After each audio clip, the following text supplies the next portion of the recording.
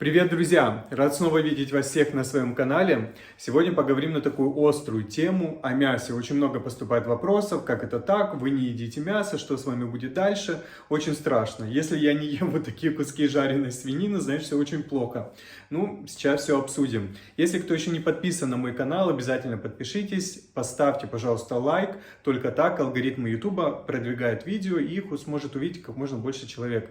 И нажмите колокольчик, чтобы не пропустить новые выпуски. Ну что, расскажу сначала предысторию. Я уже 4 года веду относительно здоровый образ жизни, занимаюсь своим питанием, спортом, не пью, не курю. Ну, я до этого не пил, не курил. В общем, хочу прожить как можно дольше и сохранить качество жизни, что очень важно.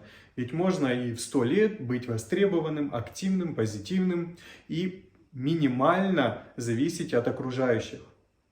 Это нормальный образ жизни, это не наше вот это вот советское мышление, что старость это что-то страшное, это обязательно трость, трясущиеся руки, деменция и все прочее. Нет.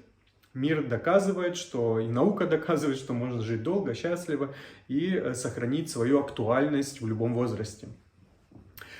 С чего все началось? Дело в том, что когда я пришел врачом уже работать в стационар, и я увидел пациентов в тяжелых состояниях, когда я начал разбираться, я понимаю, что причина всех их бед, большинства, это их образ жизни, особенно питание.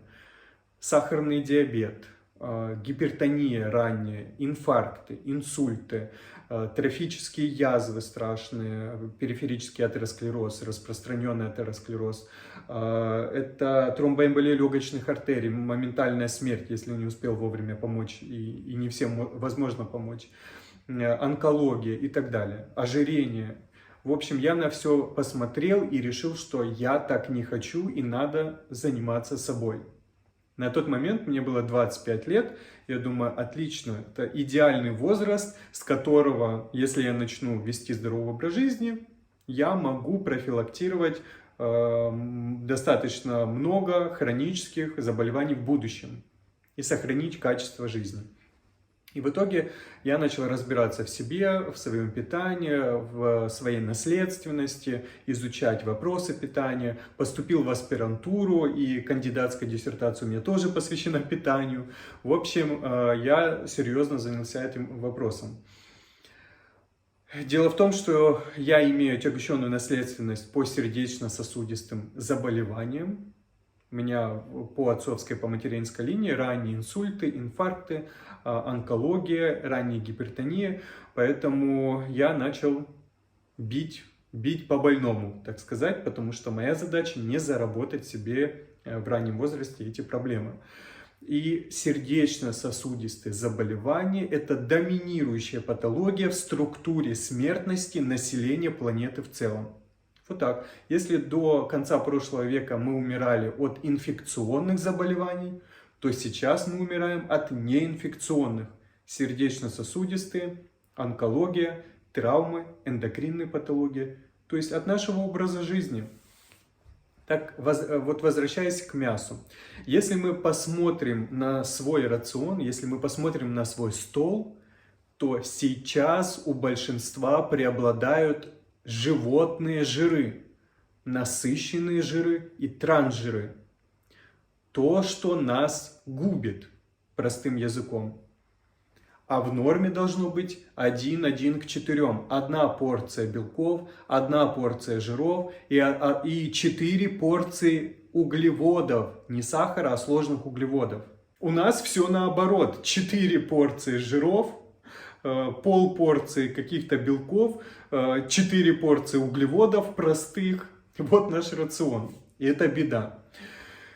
И если мы дальше начнем разбираться в своем питании, поймем, что в основном мы едим мясо, мясопродукты и вообще животные продукты. У нас нет растительной клетчатки, у нас нет сложных углеводов, у нас есть сахар и есть животные жиры. Мясо на завтрак, мясо на обед, мясо на ужин. А мясо, я имею в виду, это не только кусок там свинины, говядины, индейки и всего прочего. Мясо это колбасы, сосиски, это какие-то паштеты, котлеты и все прочее. Полуфабрикаты. Полуфабрикаты вообще страшная вещь. Это наш рацион. И где-то там завалялся кусочек какого-нибудь огурчика, помидорчика. Я не говорю уже о зелени, зелень ее в глаза половины населения не видели. И получается, что мы потребляем ежедневно огромное количество жиров. Отсюда у нас неалкогольная жировая болезнь печени процветает, это сейчас бич современности. Отсюда у нас атеросклероз и, как следствие, сердечно-сосудистые заболевания в виде инфарктов, инсультов, потому что бляшки на сосудах рвутся, формируются тромбы, и улетает тромб куда хочет. Вот, вы слышали такую фразу? Умер, потому что тромб оторвался. Но мало кто понимает, где этот вообще тромб, что отрывается, куда улетает. Вот, бляшка на сосудах, которую мы наели, нажили, рвется, формируется тромб и улетает в голову, в сердце. Тромбоэмболия легочной артерии. Это вообще страшная вещь. Когда я работал в реанимации, дежурил в стационаре реанимации, и я каждый день принимал пациентов с тромбоэмболией легочной артерии. Молодых, 45 лет, 50 лет. Это хорошо, если мы успевали помочь сделать тромболизис и так далее. А много случаев, когда привозили их уже в терминальном состоянии, там уже толком ничего не сделаешь. То есть человек просто задыхается, потому что тромб перекрывает легочную артерию. Так вот, есть очень много интересных исследований по поводу мяса. Действительно, белок животный нам нужен, но я ем рыбу. Меня не нужно обвинять, что я не получаю животный белок. Я ем рыбу, рыба усваивается гораздо лучше, рыба холодных морей. И, в принципе, она у меня на столе практически, не каждый день, но через день, 3-4-5 раз в неделю я стандартно ем рыбу, морепродукты. Иногда молодые сыры, яйца ем, белки, без желтков. По поводу мяса, так получилось, что я от мяса отказался полностью, и мой липидный профиль сейчас идеальный. Общий холестерин с 6 с лишним опустился до 3,5, липиды низкой плотности там 2,5, 2,7, триглицериды 1,3. Это идеальные показатели того, что у меня минимальные риски развития сердечно-сосудистых заболеваний. И вот несколько исследований, которые я прочитал последних, показывают, что мясо содержит разное количество насыщенных жиров и полиненасыщенных жиров, то есть полезные жиры ненасыщенные, полиненасыщенные омега-3. И все зависит от того, как вырастили это животное. И доказали, что животные, вскормленные готовыми смесями, имеют подавляющее большинство насыщенных жиров плохих и минимальное количество ненасыщенных жиров полезных. А вот животные, которые паслись на лугах, на пастбищах, ели травку, ели солому, каких-то жучков, червячков, вот у них большое количество ненасыщенных жирных кислот. Но где нам взять таких животных? Ведь большинство ферм именно вскармливают готовыми смесями. Это быстрее, это эффективнее, потому что им нужно произвести продукт, приготовить его и продать с минимальными издержками. Но это законы бизнеса.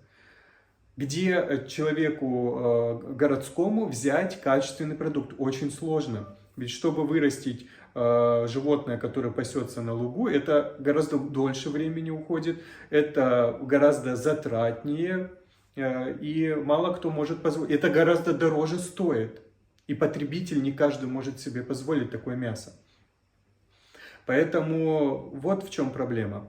Второй момент. Если мы обратимся к истории, и у кого, может, бабушки, дедушки живы еще там, которым 95, 100 лет и больше, спросите у них, а они в своем детстве, я не говорю там 30 лет назад, 40, когда мы начали постепенно в изобилии продуктов жиреть и страдать от сердечно-сосудистых заболеваний.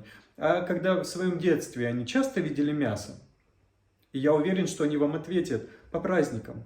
Свадьбы, дни рождения, какие-то праздники, может быть раз в месяц, а то и реже. В основном была растительная пища. Злаки, фрукты, овощи, зелень, орехи, сухофрукты и так далее. Мясо очень редкое. Может, бульон какой-то они готовили там бабушка варила суп, борщ какой-то, щи на мясном бульоне. И то не всегда, а в большинстве случаев была растительная пища. Они, может быть, 2-3 раза в неделю потребляли какие-то животные продукты. И это нормально. Понимаете, это тот рацион, который сложился эволюционно. Сейчас какая ситуация? Нам даже не нужно идти в магазин покупать, а мы можем позвонить, либо через приложение заказать, и нам через полчаса привезут. Нам даже шевелиться не нужно.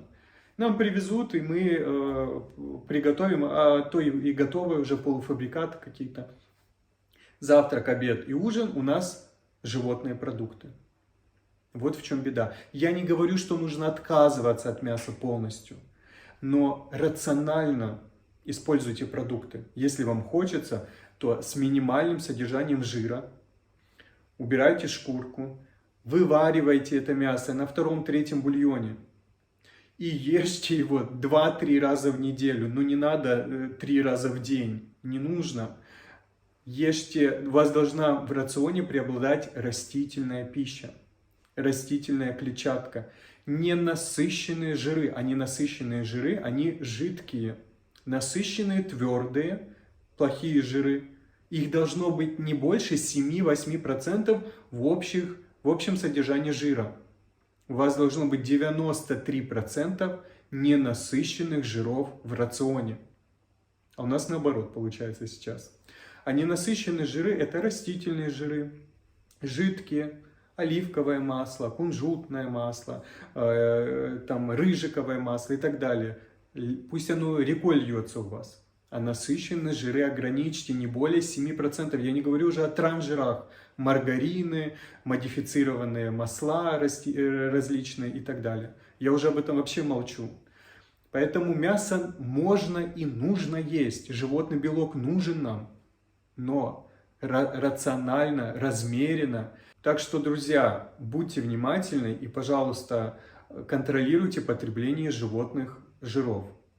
Как видите, я жив, здоров, занимаюсь спортом, только пришел из спортзала. Я не дистрофик, выгляжу как адекватный, нормальный человек. Минус 30 килограмм. Я не специально худел. Просто это приятный побочный эффект от здорового образа жизни, от здорового питания. Мышцы есть. Никаких проблем дистрофии у меня нет. По анализам все прекрасно. Просто многие апеллируют тем, что вот как это так, мы не будем есть мясо, мы же работать не сможем. Я работаю порой за 4 и не умер. И есть территории в мире, где люди ведут такой образ жизни здоровый, так называемые голубые зоны, где самая высокая продолжительность жизни. И эти люди доказали то, что можно питаться нормально, питаться здоровой пищей с преобладанием растительных продуктов, и работать, и жить, и порой они больше нас работают, поверьте. Поэтому это чисто, знаете, переубеждение себя, это пытаться доказать себе, что я все правильно делаю, невзирая на побочные эффекты. Вот как это так, я не буду есть, я не смогу работать. Все мы сможем, если быть здоровыми, активными, еще и больше будете работать. Так что, друзья, надеюсь, мои рекомендации, советы были полезны. Это стоит обсуждать. Пишите в комментариях, какие вопросы вас интересуют. Буду рассказывать, показывать и делиться личным опытом. Всем хорошего настроения, будьте здоровы, ведь здоровье – это главное для нас. И до новых встреч. Пока.